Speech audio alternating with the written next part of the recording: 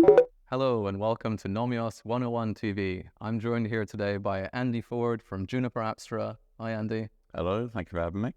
nice to have you. And we're here to talk about data center networking and specifically around how automation can be used to help you provision and deploy and maintain data center fabrics nowadays. If we just start maybe Andy by talking about what is Juniper Apstra?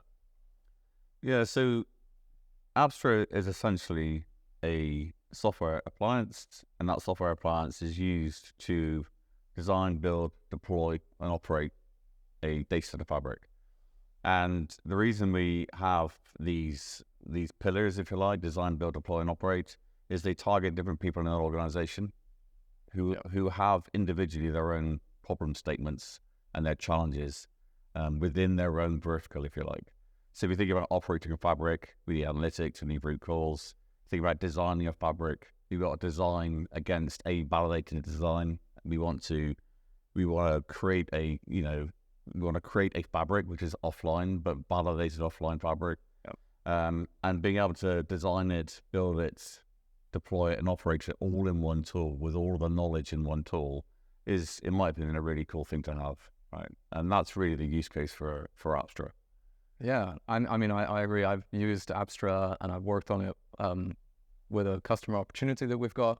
And I've seen how, all of these benefits, they help you save time, especially having the reference designs built into the platform. I think that's a huge time saver because of all the research that you'd have to do into figuring out, exactly how you should configure these fabrics. I think that one quite interesting feature is the multi-vendor aspect. Yeah, it's so the way that Apstra works essentially is we design and build and store the entire structure of the data center in a database, right? And that in itself holds context. Holds context of physical connectivity, but also logical connectivity. And what Apstra have done actually is created this model and then done all the hard work to transition that model into either Juniper with Junos Fabric, Cisco NSOS, Arista EOS, or even Sonic, and that can be Dell Sonic or Edgecore Sonic. But essentially, we create the model, we create that structure, we create the knowledge in that graph database, which is our single source of truth, and that allows us to turn that into a fully functioning fabric. Okay, and that process actually can take as little as 1 hour, and sometimes it's quite frightening for people when you build an entire data center pre-staged in Apstra in 1 hour. It just looks like smoke and mirrors, but really it's really not. True. I mean, I use Apstra a lot when I'm doing labs or when I'm, trying to spin up EVPN fabrics. And I know that I can just design a couple of fabrics and within maybe less than an hour, because they're quite small fabrics, Yeah, exactly. I've got everything up and running, tested, and I know that all my anomalies are showing as green. Yeah. Which means I don't have any anomalies. I'm about to start testing. So now I've seen how amazing it is. So so one of the interesting aspects as well about multi-vendor, why is this a thing? Why are customers looking to go multi-vendor? And in truth, different customers have different reasons, but largely if you have one software solution with multiple vendors' fabrics being managed and operated from that one solution, integration becomes easier. So I can now integrate that one software platform with another tooling set like ServiceNow or whatever it might be, right? So I can now drive Apstra once and integrate once and deliver multiple vendors' fabrics, behind it. So it still sort of begs the question, well, why would I go multi-vendor? I could do that with a single vendor. Certainly one clear use case for multi-vendor is it releases that end customer from the commercial shackles from that vendor itself, right? not only commercial, but we've also had a customer that was talking about it in terms of the lead times and the silicon shortage and how they didn't want to commit to, one platform with one vendor. Yeah. They wanted to be able to invest in a platform that then they can follow based on if Cisco has better lead times or Arista or Juniper, then they can just deploy a new data center using that vendor, but using the same tools and the same platforms and all the existing integrations that they already have. Apstra, for example. And interestingly, we've had lots of situations where we've had problems with lead time, but we can give Apstra as a software appliance for customer and said, we can design this now. Let's be ready on day zero when that first switch turns up. We'll have your fabric deployed the day that first switch just turns up, the longest period here actually is racking it. So we can build the entire 5-stage data center, and then it's going to come up as soon as that first switch arrives. True. I guess Apstra can't yet rack devices physically. No, that's the bit you guys are looking at. That's the bit it can't do. Yeah, I mean, if we talk about, so you spoke about the graph database. I think the graph database is really interesting because, like you said, the single source of truth, but you can use that for more than just, your intent. You can use that to now compare the operational state. And the root cause analysis and the anomalies. Do you want to touch a bit about that? Yeah, the interesting thing actually is this database that holds this physical and logical structure of your entire production network. So we have this continual validation thing. So this one term that Apstra uses is called intent-based networking, right? And intent-based networking, basically what you're describing to the system is your intended future state. I intend to have a data center that looks like this. I intend to add a new rack. I intend to add one of these or one of those. And you're describing to the system the size and structure that you want Apstra to deploy, right? So you it's like an abstraction layer and it's on its own. So you interface with the system at a very high level and say, give me one of these, and Apstra derives that complex configuration underneath it. Yep. It stores it in this single source of truth. It pre-stages it in that single source of truth, so I can see the difference of what I want to commit and what's already running. The other really cool thing about it is when you push, you're sort of managing your data center as a single entity. And when you push your pre-stage changes to that data center, you can no longer really visualize it as switch by switch by switch because you're talking through this single source of truth towards a DC. Yeah. But the really cool thing about it is we can snapshot that then. So we can snapshot the entire DC in that database. So you have multiple snapshots of your entire production fabric. So to roll back from something you have now to something to a previous state, it literally takes, 2 seconds. And adding something like a new rack. I can add a new rack. If you think about that single source of truth, I get the word out. If you think about that single source of truth, what we're doing is we're creating new connections into that database and saying we now have this thing called a new rack. And once we tell Apstra, the vendor of that new rack, we can build the configuration for it because all the knowledge is in that one place. Yeah, and I think the single source of truth is still a concept that we're talking about with customers quite a lot, regardless of if you're doing data centers or not.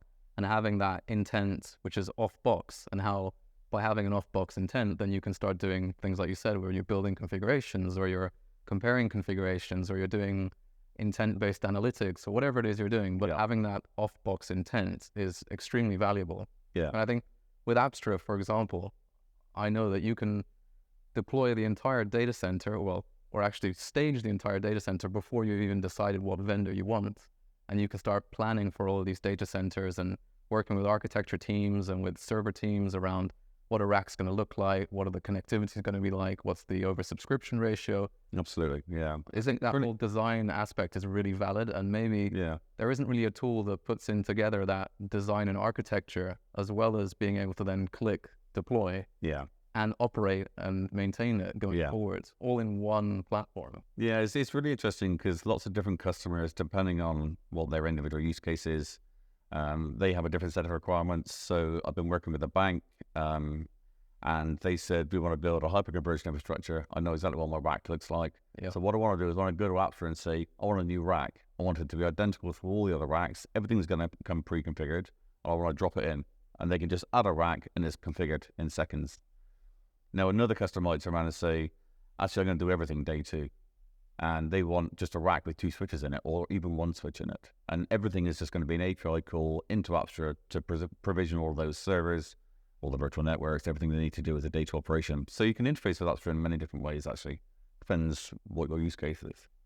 And this day 1, day 2, day 0, what does that mean for people who don't know? Yeah, so day 0 is really the design and build, the pre-staging element, and like we've already mentioned, that can be done. I can pre-stage an entire 5-stage fabric if I wanted to within literally minutes. It's quite incredible. I think what's interesting actually to call out very briefly before I go into the other ones is, I Apstra in the past, many people have seen it as something that's required for very large fabrics. That's actually not the case. We have customers that are standing at, edge networks, backup data centers, and that could be, in fact, a single switch. Yeah. Or it could be a pair of switches, or it could be something much larger. So we have customers who've got hundreds of switches in a pure IP fabric. And it's about using that same platform, regardless of the size, or exactly starting small and then building trust and growing it. Yeah. So day zero covers off that build. Day one, day two is really operational, right? Day one, maybe you're building your fabric, the first iteration of your fabric. Day two, adding servers, adding VNs, and managing and operating that from an analytics perspective. Whenever people talk about automation, I think one of the common topics is always, can it upgrade firmware? How do you do maintenance? Apstra can do that, right? Yeah, what's quite nice in Apstra is the actual device itself has a state. So it's a node in that single source of truth, and it has a state. And you can take that device from a ready and operational state to essentially a maintenance state. And we will configure the fabric to take that device out in a graceful manner. So you divert the traffic away from that device so it can be upgraded. It's like essentially like an in-service upgrade, if you like. And you take that device out, it might be for an RMA, it might be for an upgrade, and then you reverse that process to bring it back into production. So all that NOS, the NOS upgrade process actually can be simplified through Apstra, that's for sure. But I think this is a massive feature that people aren't talking about, because you're doing this not only for Juniper, you're doing this for all of the vendors that you support. Yeah, as well as managing the whole data center. Yeah, it's funny because it's a true day two operation. Yeah, it's very funny because I engage customer by customer by customer. They all have different problem statements that you're targeting. Some maybe don't find NOS upgrades difficult. Others, it's hell on earth to get right. So if you've got 2 devices, then it's okay. Exactly. Yeah. If you've got 1,000, it's a bigger problem. Yeah, definitely. So, what if we were to summarize the session and there were 3 key takeaways that we wanted our viewers to take home? What would they be? I think I'd go back with the opening remarks of Apstra. Instead of me picking out features, because there are so many features, right? It's really, really hard. Actually, if you look at problem statements and the Apstra value proposition, which targets that problem statement head on, you'd never do it in 3. So if we go back to the original conversation we started with design, build, deploy, and operate, each one of these responsibilities are different departments, and what you're bringing is cohesion between each one of those departments. I'll give you a good example, right? I've had an architect say to me, I can now give this software system to operations and know they can deliver and deploy services at the same speed, same accuracy as I can. There's a really clear takeaway. So it's the platform that it's bringing to an organization. Yeah, it's so hard. It's so hard to actually pinpoint 3 things. There are so many. And to be honest, Nomios are front and center with Apstra and delivering this solution as a Juniper partner. And it's fantastic to have you on board. So I think that's all that we have time for today. And I just want to thank Andy for being here today and talking to us about Juniper Apstra. And I heard that you're working on a video at Juniper. Yeah, so often we have conversations with customers and, you cover the technical bit or the high-level bit. But actually, we realized that we're missing the whole conversation, which is, what is it? How does it do the things that it does? How can I engage with it? How do I download it? How can I engage a partner? And what does Apstra look like? What are the use cases? And also in that same content, we're going to be talking about what the sweet spots are for Apstra. What the problem statements are. I have this problem I need to fix, and then how Apstra addresses that problem head on. So it's going to be quite a good presentation, I think. Well, as soon as your video is done, let us know, and we'll put it in the notes on this video. And I just want to say thank you to everyone, and see you next time.